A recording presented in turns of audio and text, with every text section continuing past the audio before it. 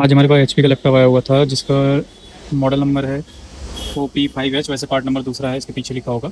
इसमें प्रॉब्लम ये थी कि जैसे हम चार्जर से ऑन कराएं तो ये ऑन हो जाता था, लेकिन बैटरी से ऑन करते थे तो ऑन नहीं होता था। अगर हमने बैटरी निकाल दिया तो ऑन हो जाएगा, और बैटरी जैसे ही लगाएंगे तो चार्जर से भी ऑन नहीं होगा और वैसे भी ऑन नहीं होगा पावर बटन से भी। तो अब ये हमने प्रॉब्लम सॉल्व कर दिया है और देखते हैं ऑन होता है और डिस्प्ले आता है कि नहीं। तो हमने पावर बटन प्रेस किया, यहाँ पे आप देख सकते हैं वाइट लाइट जल गई है और ये ऑन हो गया है और डिस्प्ले भी आ गया है। आप देख सकते हैं डिस्प्ले भी आ गया है और ये अब चल रहा है। और मैं चार्जर से भी ऑन चार्जर भी लगा लूँगा तो भी चलेगा। तो यहाँ पे आप देख सकते हैं चार्जर भी पकड़ लिया है और फर्स्ट क्लास चल रहा है और बैटरी चार्ज भी हो रही है। तो मिलते हैं नेक्स्ट वीडियो में।